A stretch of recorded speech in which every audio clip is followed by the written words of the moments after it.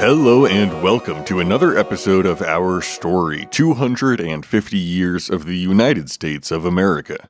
Today we will be looking into the last State of the Union address delivered by President James Madison, discuss a pretty bright idea from Baltimore, discuss new legislation, and you will want to stick around for the end of the episode because we'll be looking into why this year is known as the Year Without Summer, and more especially how a natural disaster on one side of the world can cause anomalies on the other, and contemporary theories as to what the cause could be for the weird weather. We'll be covering all that and more, so without further ado, welcome to 1816 in America.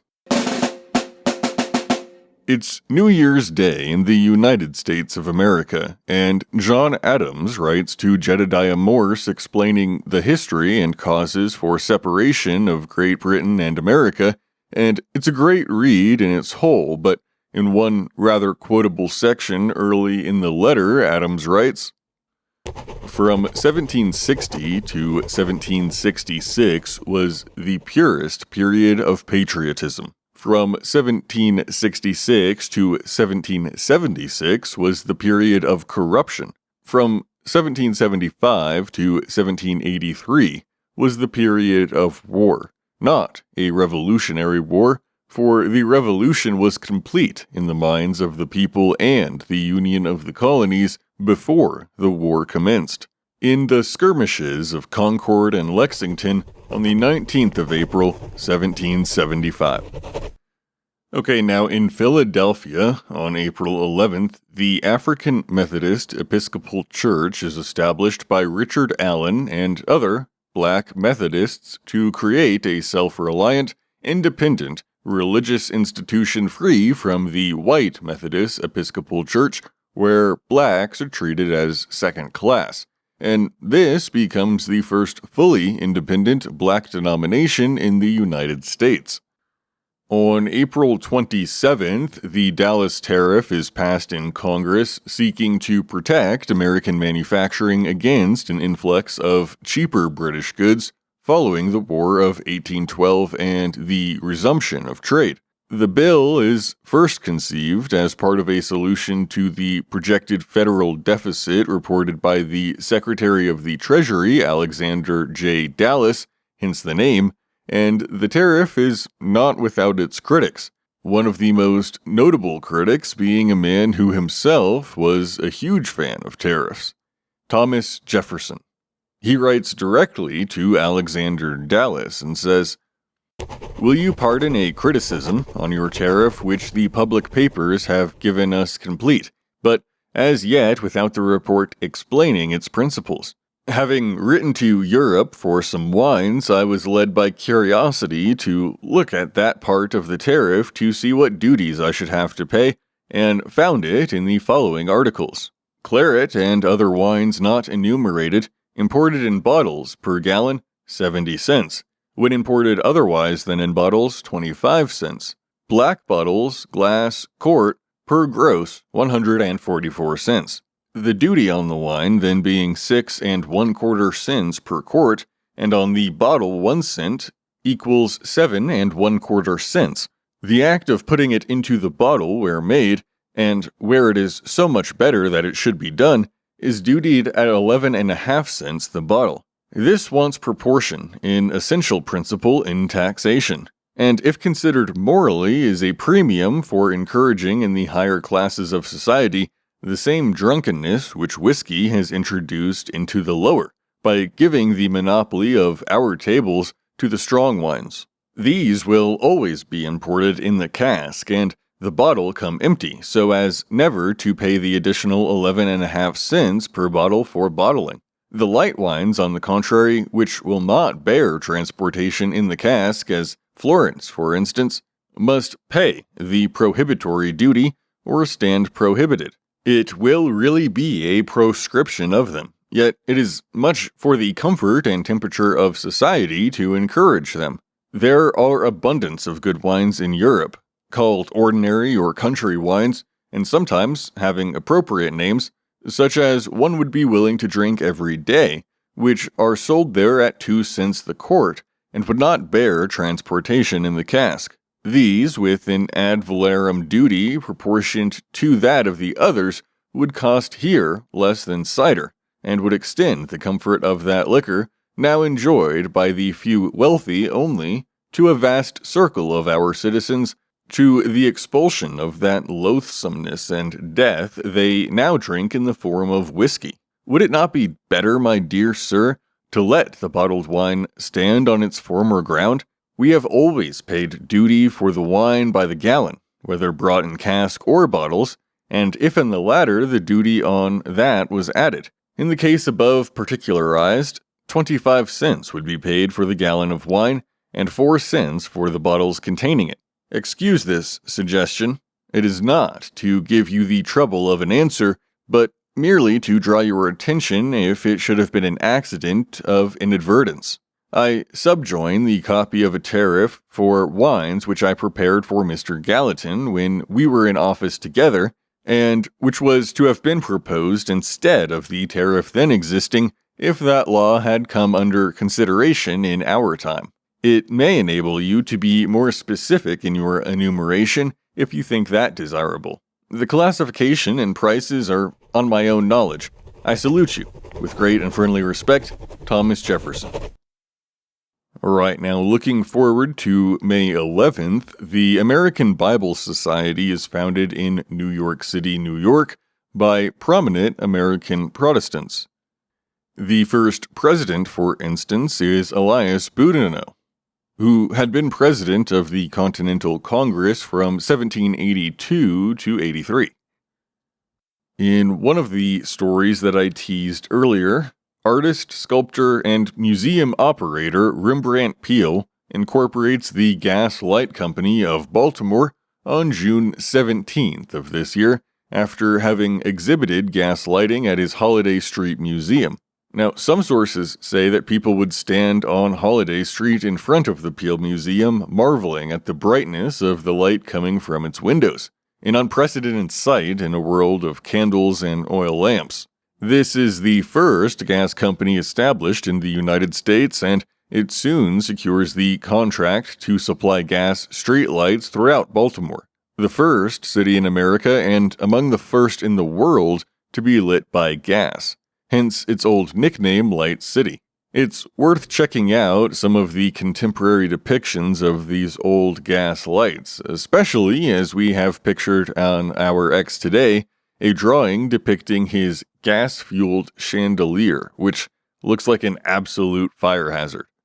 George Bourne, a notable abolitionist, publishes The Book and Slavery, Irreconcilable, and as we're about to read, and you'll get to see for yourself, he takes a very firm stance on the matter. He is, however, at least it seems, a little too far ahead of his time, as the publishing of this work leads to his defrocking by the Presbyterian Church, and eventually, Bourne has to leave the country entirely.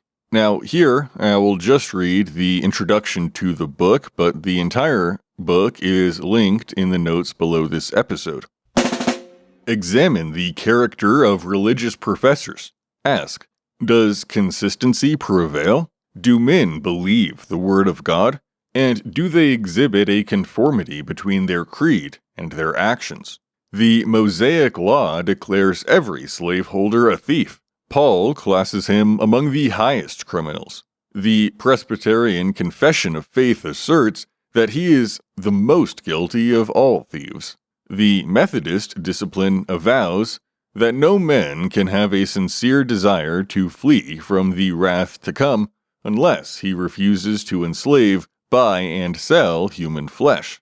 The supreme law of the land formally pronounces that his practice is totally irreconcilable with the principles of justice and humanity. And the Bills of Rights promulge that the immunities of man, which are indispensable to the possession of life, the acquisition of property, and the enjoyment of happiness, are natural, inherent, and inalienable.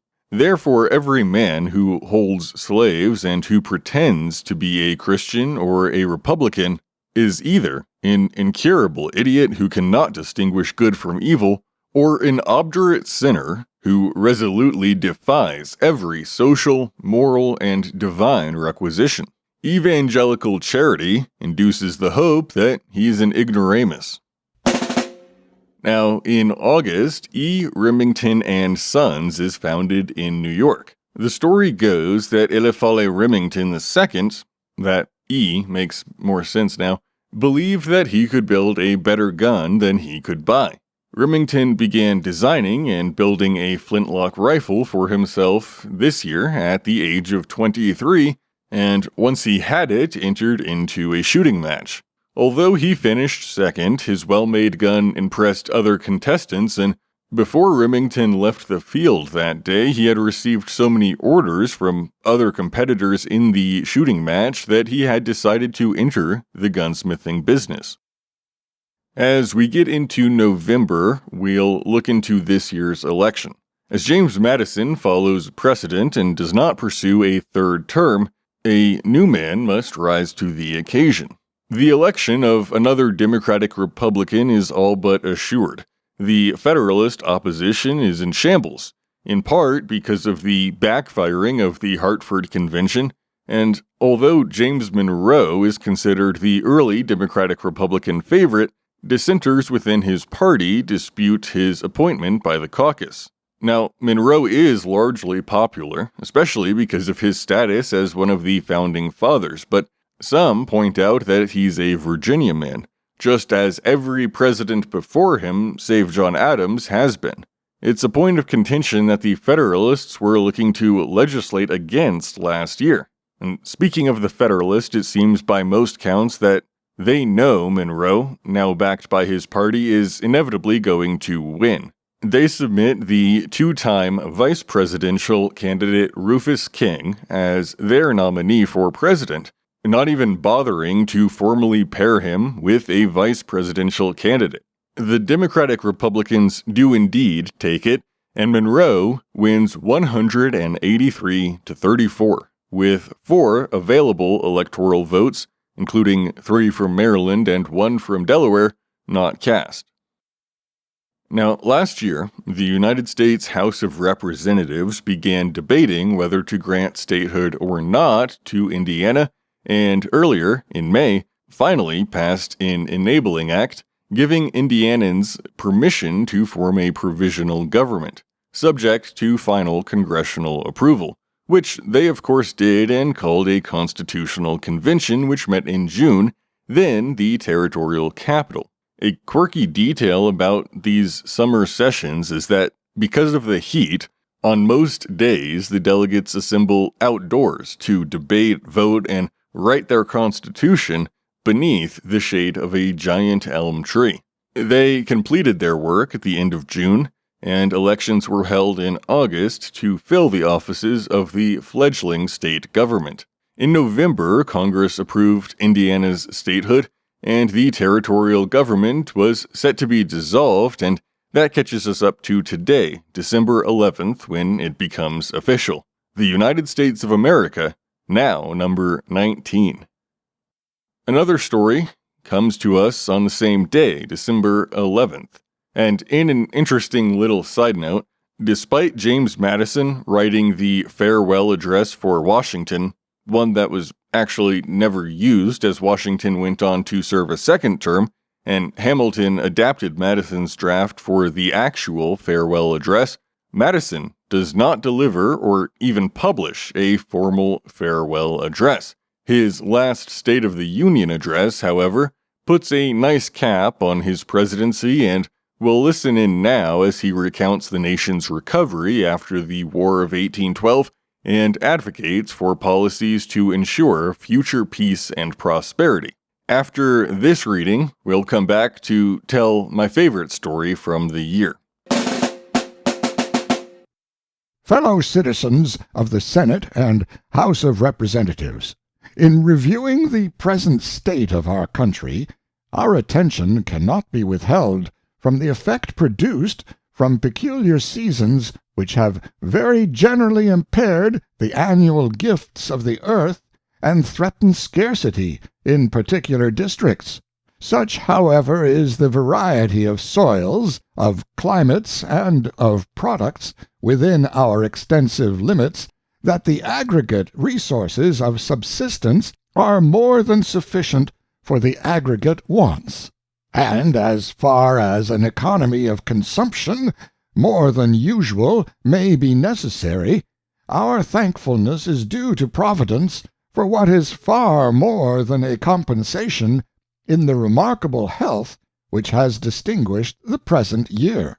Amid the advantages which have succeeded the peace of Europe and that of the United States with Great Britain, in a general invigoration of industry among us, and in the extension of our commerce, the value of which is more and more disclosing itself to commercial nations, it is to be regretted that a depression is experienced by particular branches of our manufactures, and by a portion of our navigation, as the first proceeds in an essential degree from an excess of imported merchandise, which carries a check in its own tendency, the cause in its present extent cannot be of very long duration.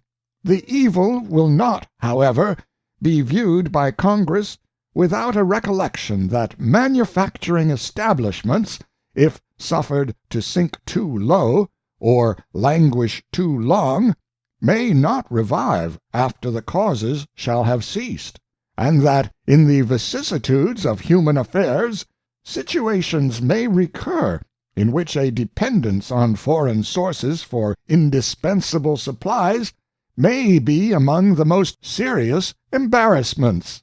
The depressed state of our navigation is to be ascribed, in a material degree, to its exclusion from the colonial ports of the nation most extensively connected with us in commerce, and from the indirect operation of that exclusion.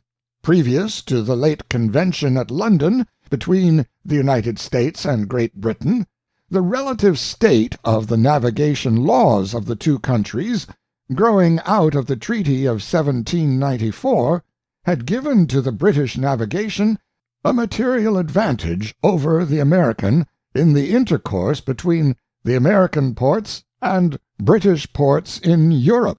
The Convention of London equalized the laws of the two countries relating to those ports, leaving the intercourse between our ports and the ports of the British colonies subject as before to the respective regulations of the parties.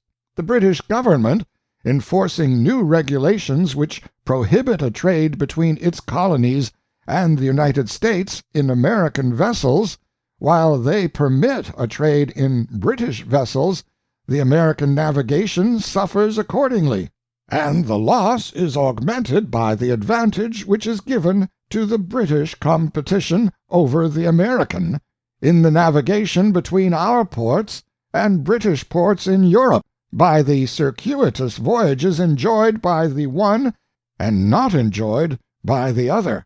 The reasonableness of the rule of reciprocity, applied to one branch of the commercial intercourse, has been pressed on our part as equally applicable to both branches, but it is ascertained that the British Cabinet declines all negotiation on the subject, with a disavowal, however, of any disposition to view in an unfriendly light whatever countervailing regulations the United States may oppose to the regulations of which they complain. The wisdom of the legislature will decide on the course which, under these circumstances, is prescribed by a joint regard to the amicable relations between the two nations, and to the just interests of the United States. I have the satisfaction to state, generally, that we remain in amity with foreign powers. An occurrence has indeed taken place in the Gulf of Mexico, which, if sanctioned by the Spanish government, may make an exception as to that power. According to the report of our naval commander on that station, one of our public armed vessels was attacked by an overpowering force under a Spanish commander, and the American flag, with the officers and crew, insulted in a manner calling for prompt reparation. This has been demanded. In the meantime, a frigate and a smaller vessel of war have been ordered into that Gulf for the protection of our commerce. It would be improper to omit that the representative of His Catholic Majesty in the United States lost no time in giving the strongest assurances that no hostile order could have emanated from his government, and that it will be as ready to do as to expect whatever the nature of the case and the friendly relations of the two countries shall be found to require. The posture of our affairs with Algiers at the present moment is not known. The Dey, drawing pretexts from circumstances for which the United States were not answerable, addressed a letter to this government, declaring the treaty last concluded with him to have been annulled by our violation of it, and presenting as the alternative war or a renewal of our former treaty, which stipulated, among other things, an annual tribute. The answer, with an explicit declaration that the United States preferred war to tribute, required his recognition and observance of the treaty last made, which abolishes tribute and the slavery of our captured citizens. The result of the answer has not been received. Should he renew his warfare on our commerce, we rely on the protection it will find in our naval force actually in the Mediterranean.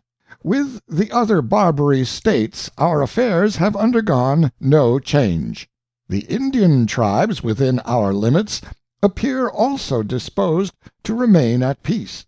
From several of them purchases of lands have been made, particularly favorable to the wishes and security of our frontier settlements, as well as to the general interests of the nation.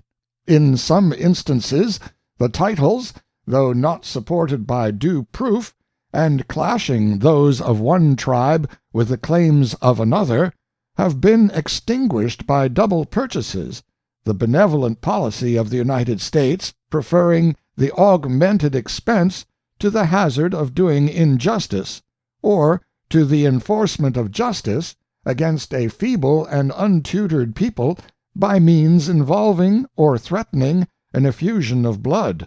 I am happy to add that the tranquillity which has been restored among the tribes themselves, as well as between them and our own population, will favor the resumption of the work of civilization which had made an encouraging progress among some tribes, and that the facility is increasing for extending that divided and individual ownership which exists now in movable property only to the soil itself, and of thus establishing, in the culture and improvement of it, the true foundation for a transit from the habits of the savage to the arts and comforts of social life. As a subject of the highest importance to the national welfare, I must again earnestly recommend to the consideration of Congress a reorganization of the militia on a plan which will form it into classes according to the periods of life more or less adapted to military services. An efficient militia is authorized and contemplated by the Constitution, and required by the spirit and safety of free government.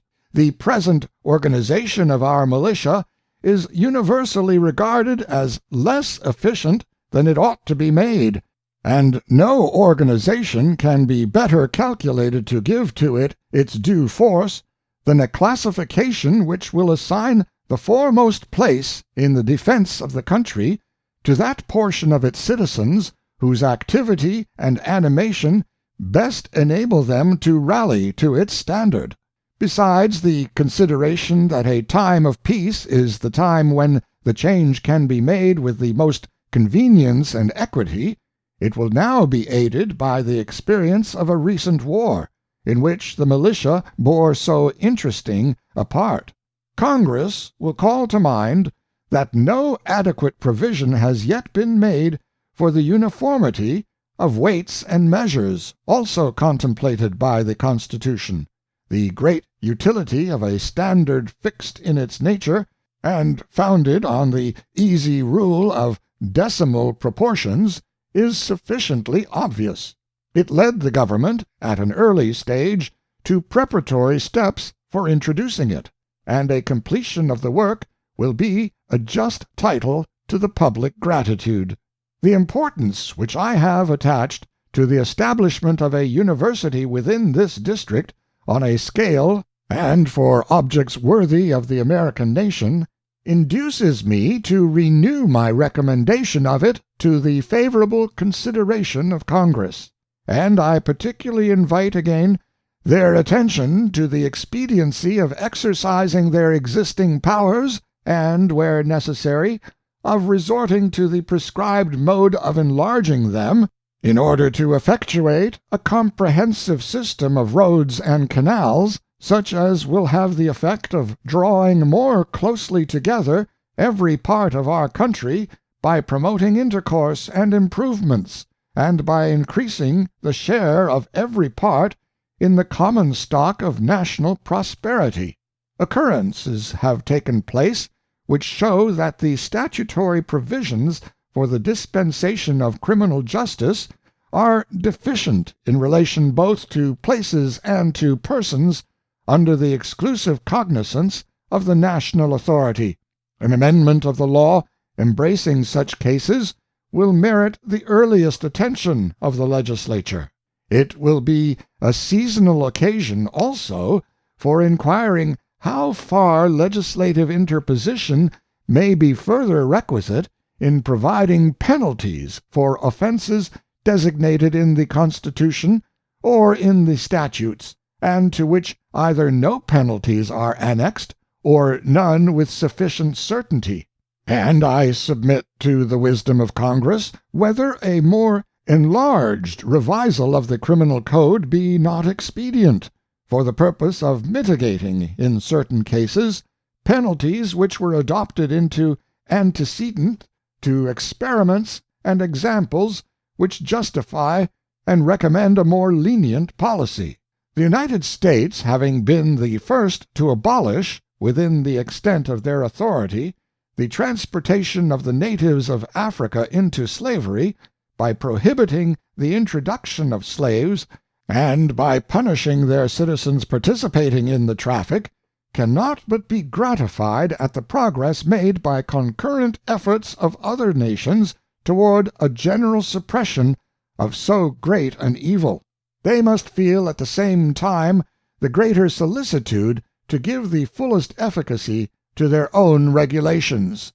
With that view, the interposition of Congress appears to be required by the violations and evasions which it is suggested are chargeable on unworthy citizens who mingle in the slave trade under foreign flags and with foreign ports, and by collusive importations of slaves into the United States through adjoining ports and territories. I present the subject to Congress with a full assurance of their disposition to apply all the remedy which can be afforded by an amendment of the law. The regulations which were intended to guard against abuses of a kindred character in the trade between the several States ought also to be rendered more effectual for their humane object. To these recommendations I add, for the consideration of Congress, the expediency of a remodification of the judiciary establishment, and of an additional department in the executive branch of the government. The first is called for by the accruing business which necessarily swells the duties of the federal courts, and by the great and widening space within which justice is to be dispensed by them. The time seems to have arrived which claims for members of the Supreme Court a relief from itinerary fatigues, incompatible as well with the age which a portion of them will always have attained, as with the researches and preparations which are due to their stations and to the juridical reputation of their country, and considerations equally cogent require a more convenient organization of the subordinate tribunals, which may be accomplished without an objectionable increase of the number or expense of the judges. The extent and variety of executive business also accumulating with the progress of our country and its growing population call for an additional department to be charged with duties now overburdening other departments, and with such as have not been annexed to any department. The course of experience recommends, as another improvement in the executive establishment, that the provision for the station of Attorney General, whose residence at the seat of government, official connections with it, and management of the public business before the judiciary preclude an extensive participation in professional emoluments, be made more adequate to his services and his relinquishments, and that, with a view to his reasonable accommodation and to a proper depository of his official opinions and proceedings, there be included in the provision the usual appurtenances to a public office.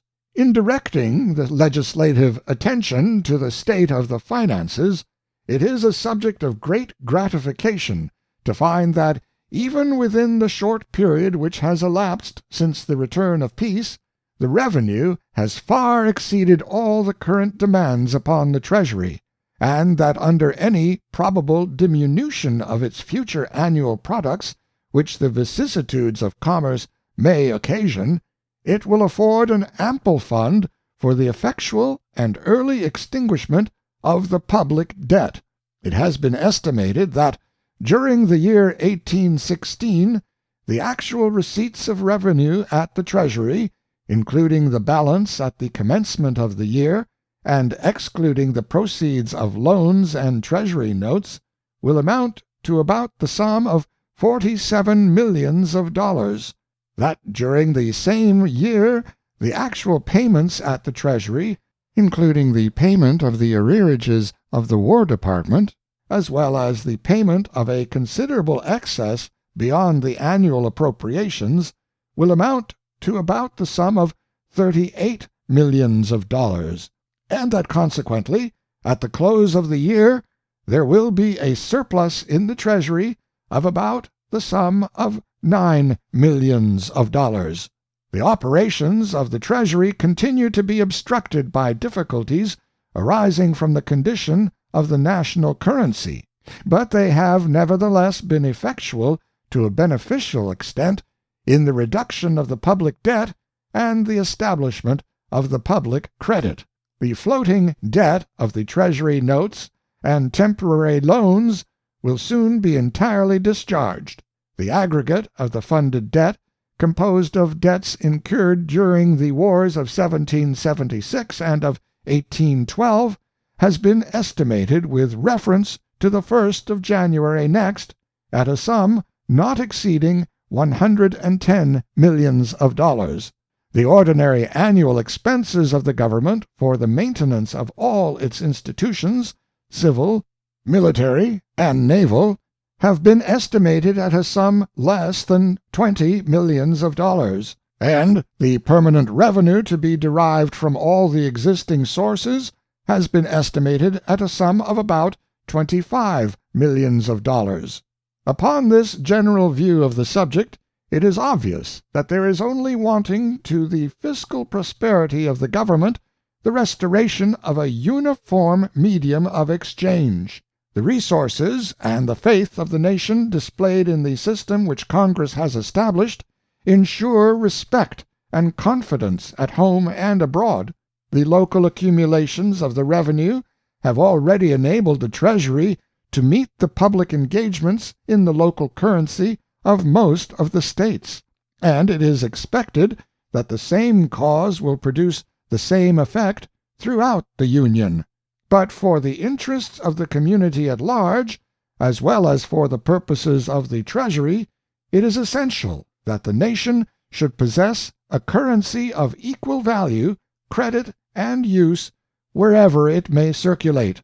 The Constitution has entrusted Congress exclusively with the power of creating and regulating a currency of that description, and the measures which were taken during the last session in execution of the power give every promise of success. The Bank of the United States has been organized under auspices the most favorable, and cannot fail to be an important auxiliary to those measures. For a more enlarged view of the public finances, with a view of the measures pursued by the Treasury Department previous to the resignation of the late Secretary, I transmit an extract from the last report of that officer. Congress will perceive in it ample proofs of the solid foundation on which the financial prosperity of the nation rests, and will do justice to the distinguished ability and successful exertions with which the duties of the Department were executed during a period remarkable for its difficulties and its peculiar perplexities. The period of my retiring from the public service being at a little distance, I shall find no occasion more proper than the present for expressing to my fellow citizens my deep sense of the continued confidence and kind support which I have received from them, my grateful recollection of these distinguished marks of their favorable regard can never cease, and with the consciousness that, if I have not served my country with greater ability, I have served it with a sincere devotion, will accompany me as a source of unfailing gratification. Happily I shall carry with me from the public theater other sources which those who love their country most will best appreciate. I shall behold it blessed with tranquillity and prosperity at home, and with peace and respect abroad. I can indulge the proud reflection that the American people have reached in safety and success their 40th year as an independent nation, that for nearly an entire generation they have had experience of their present Constitution, the offspring of their undisturbed deliberations and of their free choice, that they have found it to bear the trials of adverse as well as prosperous circumstances, to contain in its combination of the federate and elective principles a reconcilement of public strength with individual liberty, of national power for the defense of national rights with a security against wars of injustice, of ambition, and of vainglory, in the fundamental provision which subjects all questions of war to the will of the nation itself, which is to pay its costs and feel its calamities. Nor is it less a peculiar felicity of this Constitution, so dear to us all, that it is found to be capable, without losing its vital energies, of expanding itself over a spacious territory with the increase and expansion of the community for whose benefit it was established. And may I not be allowed to add to this gratifying spectacle that I shall read in the character of the American people, in their devotion to true liberty, and to the Constitution which is its palladium, sure presages that the destined career of my country will exhibit a government pursuing the public good as its sole object, and regulating its means by the great principles consecrated by its charter, and by those moral principles to which they are so well allied, a government which watches over the purity of elections, the freedom of speech and of the press, the trial by jury, and the equal interdict against the encroachments and compacts between religion and state, which maintains inviolable the maxims of public faith, the security of persons and property, and encourages in every authorized mode that general diffusion of knowledge which guarantees to public liberty its permanency, and to those who possess the blessing, the true enjoyment of it. A government which avoids intrusion on the internal repose of other nations, and repels them from its own, which does justice to all nations with a readiness equal to the firmness with which it requires justice from them, and which, while it refines its domestic code from every ingredient not congenial with the precepts of an enlightened age and the sentiments of a virtuous people, seeks by appeals to reason and by its liberal examples to infuse into the law which governs the civilized world a spirit which may diminish the frequency or circumscribe the calamities of war, and meliorate the social and beneficent relations of peace. A government, in a word, whose conduct, within and without, may bespeak the most noble of all ambitions, that of promoting peace on earth and good will to man. These contemplations, sweetening the remnant of my days, will animate my prayers for the happiness of my beloved country, and a perpetuity of the institutions under which it is enjoyed. All right, now, 1816 is known as the Year Without Summer, both in North America and elsewhere, with widespread, unseasonal weather and crop failures. As this event really spans the whole year, I just decided to wrap it up now at the end, and the best resource that I found for describing some unique details about how this event, which more notably affected Europe, also was observed in America, is Edward Skeen's The Year Without Summer, A Historical View. And he begins, on September 8, 1816, Thomas Jefferson wrote to his old friend and political collaborator, Albert Gallatin, who was then serving as the United States Minister to France. Among other things, he noted, "We have had the most extraordinary year of drought and cold ever known in the history of America."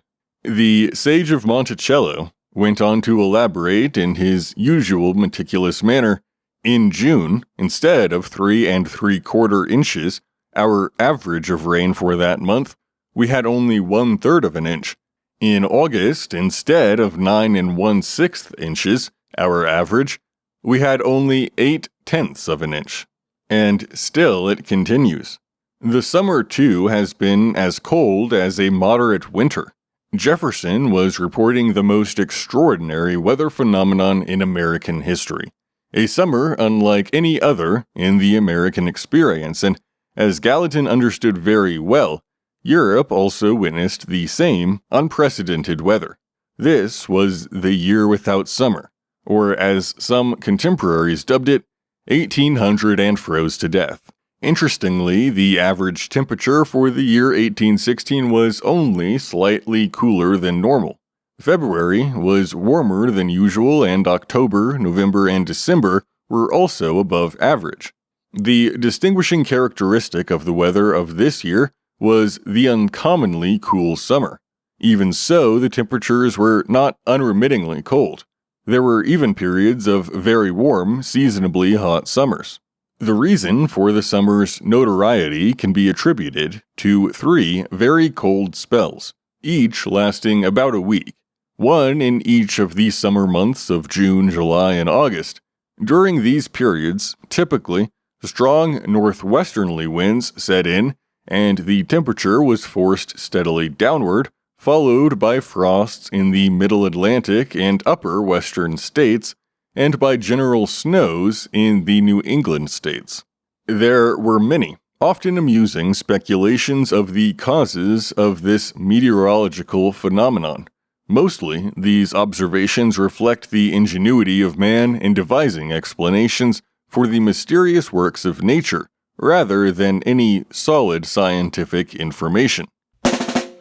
Okay, now, if that opening hooks you, as it did me, definitely check out the book. You will enjoy it. But to mention a few of the most interesting theories posited at the time, One, and likely the most common, was the appearance of large sunspots that were visible to even the unaided eye. It was believed that these may be blocking the sun's rays. Another theory was that the increase in ice fields in the North Atlantic and the fact that the Great Lakes were frozen for longer than normal meant that there was more ice to absorb heat from the air, which would lower the temperature, theoretically. It was put forward as well that perhaps the June 9th eclipse had played a part in cooling the Earth, or that deforestation caused more hot air to escape into the atmosphere than should. Still, another was that the massive earthquakes in the South, which we did discuss, had thrown off Earth's equilibrium. And my personal favorite theory is that Benjamin Franklin's lightning rods have become increasingly popular, and man has stopped the natural flow of the warming lightning to the Earth. The planet, hence, does not store as much heat from the lightning as it normally would, and that is to blame for the Earth cooling. So, what it seems from the time is that nobody guessed the real cause, though effects beyond even the unusual temperature changes were observed. In the National Intelligencer, a favorite contemporary reference of this show, it's reported on May 1st that, quote, "The whole atmosphere is filled with a thick haze, the inconvenience of which is not diminished by the clouds of impalpable dust which floats in the air." Now, today, we do in fact know what caused the unusually cold winter. The colossal Mount Tambora volcanic eruption in Indonesia from 1815, which produced vast amounts of ash and sulfur dioxide that then reflected light rays and took months to blow around the world. Its effects felt in 1816, at least in North America. To this day, Mount Tambora's eruption is the largest in recorded history, beating out even Pompeii in 79 AD and the eruption of Vesuvius, which will take us a couple decades to get to. If you're anything like me, it's hard to genuinely get your head around the absolute size and the sheer amount of force of this eruption. It is now estimated by the Smithsonian that the blast had an equivalent energy release of 800 megatons of TNT. That is well over 50,000 times the energy released by the little boy bomb dropped on Hiroshima. Though, of course, that expulsion of energy took place in a fraction of a second, whereas the eruption takes place over a longer period of time. Well, that's all I could find for 1816. It's been an interesting year, fair mix of legislation, firsts, and some science there at the end. So I hope that you enjoyed this journey through the year with me. If you did, make sure that you leave a comment or leave a review if you're able to on whatever platform you're listening to this on. And most importantly, and most helpfully to the show, please share it with somebody that you know that you think may enjoy learning about American history in this daily kind of format. So far, I have been able to successfully release one of these episodes every single weekday since July 4th. And with Labor Day coming up, we will not be releasing an episode on September 1st, but we'll be back on the 2nd with 1817. Until then, this has been our story, 250 years of the United States of America, and as always, thanks for listening.